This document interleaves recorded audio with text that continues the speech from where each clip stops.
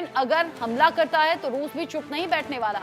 अब बाइडेन की long range की जो अनुमति है उसे लेकर अलग अलग तरह के कयास लगाए जा रहे हैं।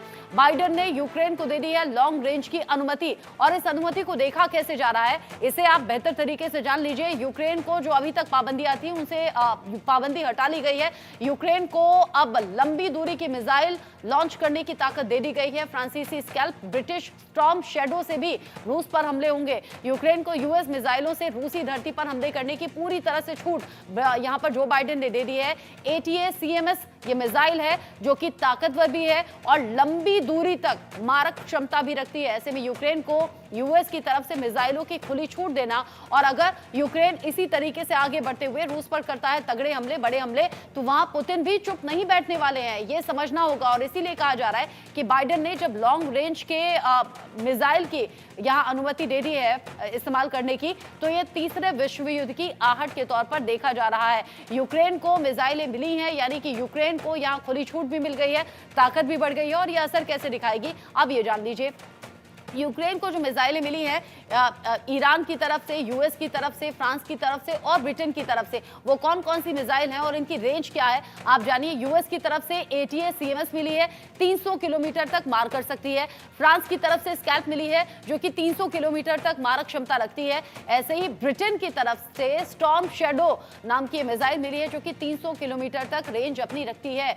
तो यूक्रेन को ये तमाम मिसाइलें मिली हैं और ये बड़ी ताकत यूक्रेन की बढ़ा रही है। लेकिन सवाल ये, अब चूंकि अमेरिका में राष्ट्रपति चुनावों का नतीजा सामने आ चुका है, डोनाल्ड ट्रंप जीत गए हैं, लेकिन उसके बाद भी क्या ये युद्ध कंटिन्यू रहता है? क्योंकि यूक्रेन को एक बड़ी मदद अमेरिका की तरफ से मिल रही है, ये मदद आगे जारी रहती है या नहीं, ये सवाल बड़े हैं। लेकिन जो बाइडेन का यूं अंतिम वक्त में यूक्रेन को खुली छूट दे देना, ऐसा लग रहा है कि युद्ध और ज्यादा विध्वंसक होगा और ज्यादा भयावह हालात हो सकते हैं। और इसीलिए हम कह रहे हैं कि ये तीसरे विश्व युद्ध की आहट के तौर पर देखा जा रहा है।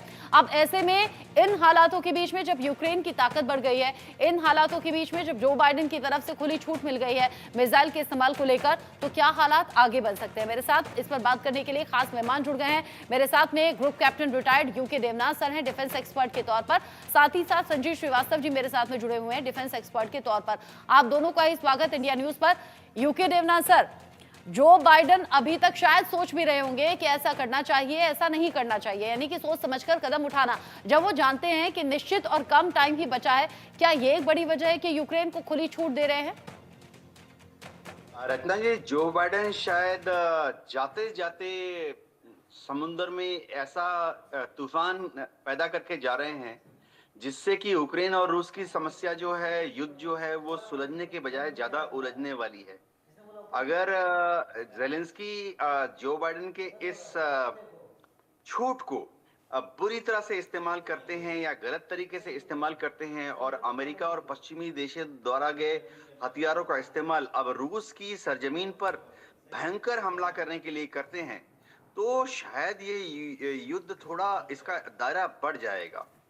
गौरतलब बात है कि अगर आप देखें तो पिछले 1000 दिन के युद्ध में इन हथियारों का इस्तेमाल पश्चिमी देशों ने या अमेरिका ने जेलेंस्की को आदेश दिया था कि आप सिर्फ इनका इस्तेमाल उन रूसी फौजों पर करें जो कि यूक्रेन के अंदर है, यानी दोनेत्स्क में, लुहांस्क में, ज़पोरिज़िया में, खेर्सोन में इन हथियारों का इस्तेमाल करें।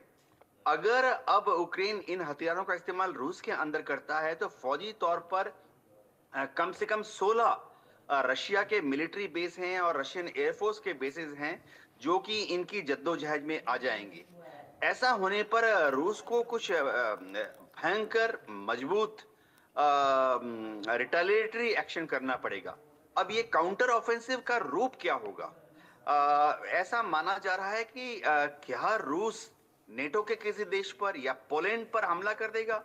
पोलैंड का नाम मैं इसलिए ले रहा हूं क्योंकि पश्चिमी देशों के सारे हथियार पोलैंड के रास्ते से ही यूक्रेन पहुंच रहे हैं।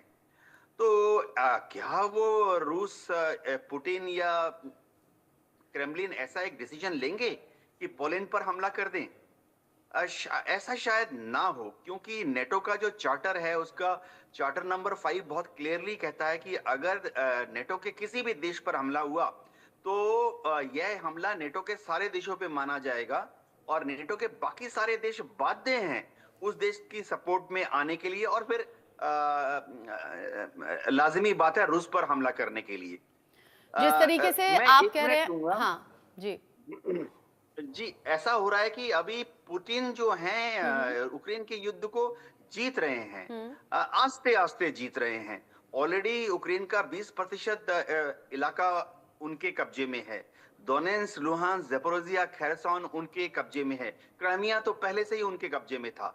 ऐसे हालत में अगर रूस गलती से, मैं बोल रहा हूं मिलिट्री या स्ट्रेटेजिक गलती से किसी भी नेटो देश पर हमला करता है और नेटो देश अगर काउंटर ऑफेंसिव करते हैं तो रूस यूक्रेन के युद्ध में जो बाजी जीत रहा है हम्म। उसको डेफिनेटली हार जाएगा। हम्म। जी।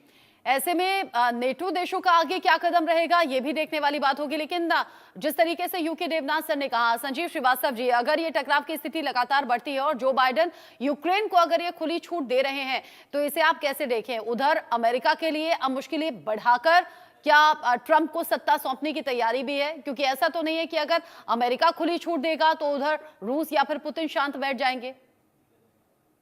देखिए रचना जी, मेरे असेसमेंट के अनुसार राष्ट्रपति बाइडेन ने ये जो निर्णय लिया है कि जो आर्मी टैक्टिकल मिसाइल सिस्टम का इस्तेमाल यूक्रेन को उन्होंने करने की इजाज़त दे दी है, उसके पीछे मैं दो प्रमुख कारण देखता हूँ।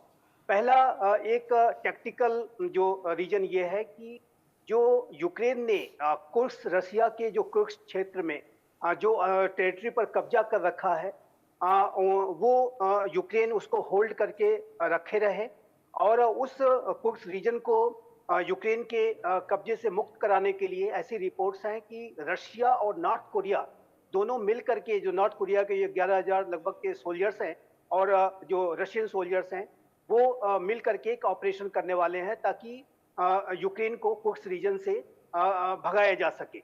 और यूक्रेन उसको होल्ड करके रखना चाहता है ताकि जब कभी भी राष्ट्रपति ट्रंप के कार्यकाल के दौरान जब कोई नेगोशिएशन स्टार्ट हो तो वो एक बार्गेनिंग जो है पॉइंट के तौर पर उसका इस्तेमाल कर सके। तो वो जो कुर्स्क रीजन की जो टेरिटरी है उसको होल्ड करने का जो यूक्रेन का प्रयास है उसको इम्बोल्डन करने के लिए बाइडेन एडमिनिस्ट्रेशन ने एक पॉस्चरिंग के तहत और रशिया के ऊपर दबाव बनाने के तहत उन्होंने लॉन्ग रेंज के स्ट्राइक वेपन्स की इजाजत दी है। ये एक टैक्टिकल रीजन।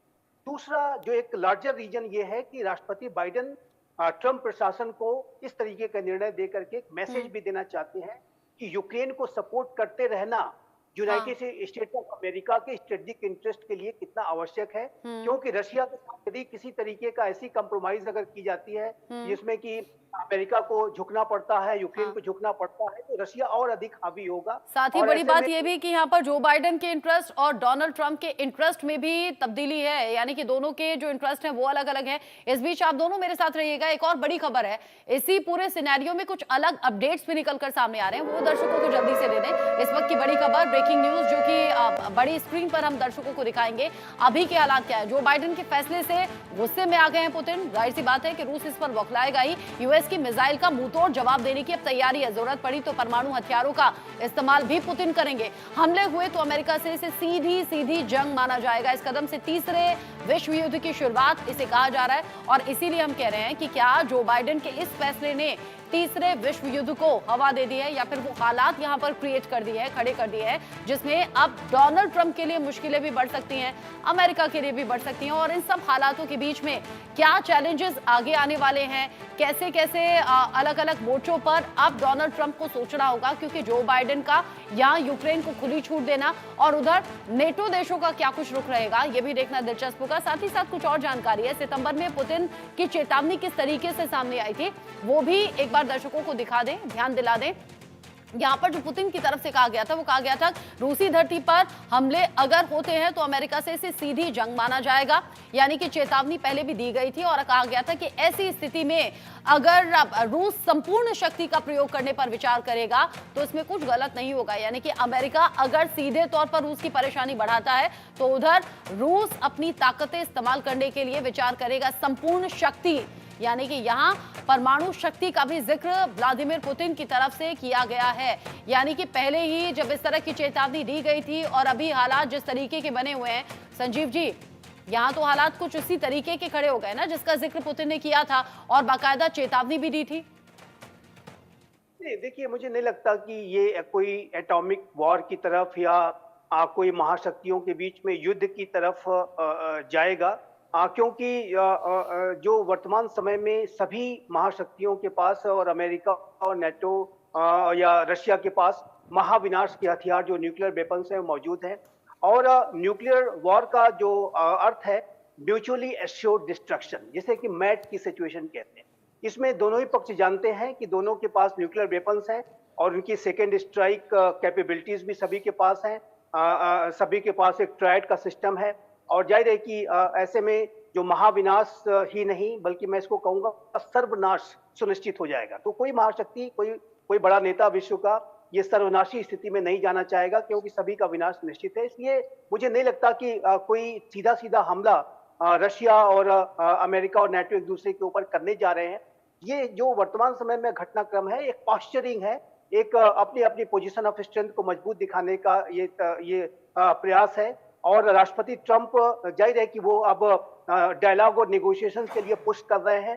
तो जब ये राष्ट्रपति ट्रंप 20 जनवरी को सत्ता संभालेंगे, उसके पहले यूक्रेन और रशिया दोनों इस बात की कोशिश कर रहे हैं कि वो अधिक से अधिक जो है टेरिटरीज के ऊपर अपना ऑक्यूपेशन करें, ताकि और उसके बाद निगोशिएटिंग टेबल में जब बैठेंगे तो उस जो ऑक्युपाइड टेरिटरीज है उसके आधार पर वो बार्गेनिंग करेंगे और नेगोशिएशंस करेंगे। तो रशिया की तरफ से भी आप देखिए तो अभी हमले बढ़ा दिए गए हैं और वहीं यूक्रेन कुर्स रीजन की जो टेरिटरी है उसको होल्ड करके रखना चाहता है। रशिया चाहता है कि वो कुर्स रीजन को नेगोशिएशंस के पहले ही वो खाली करा ले। तो ये जो और अमेरिका जाहिर है कि बाइडेन एडमिनिस्ट्रेशन ये चाहता है कि जो यूक्रेन है वो कुर्स पर अपना कब्जा बना के रखा रहे और इसी के लिए बाइडेन ने अपनी पूरी ये जो अलाउ किया है उन्होंने ये एटीए सीएमएस को उसी के तहत किया है। और एक बात मैं इसमें और भी ऐड करना चाहूंगा कि राष्ट्रपति बाइडेन का जो अप्रोच है वो ये है कि यूक्रेन को अमेरिका को लगातार सपोर्ट करते रहना चाहिए और इस तरीके का सपोर्ट, इस तरीके का अलाउ जो उन्होंने किया है ये लॉन्ग रेंज वेपन्स के इस्तेमाल का, उसके माध्यम से वो राष्ट्रपति ट्रंप को, जो आने वाले राष्ट्रपति हैं, उनको ये मैसेज भी देना चाहते हैं कि यूनाइटेड स्टेट्स ऑफ अमेरिका के लिए कितना आवश्यक है कि वो यूक्रेन को अपना सपोर्ट देता रहे। तो ये जो लार्जर जो मैसेजिंग है इसके माध्यम से बाइडेन ने की है। और टैक्टिकल रीजन तो मैंने जैसा कि डिस्कस किया कि कुर्स रीजन पर यूक्रेन के कब्जे को बनाए रखने लेकिन इन सभी बातों के बीच में जब पिछले दिनों खबर थी कि उधर डोनाल्ड ट्रंप के जीतने पर पुतिन ने बधाई नहीं दी है, शुरुआत में ये रुक रहा कि पहले सरकार आ जाए, पहले राष्ट्रपति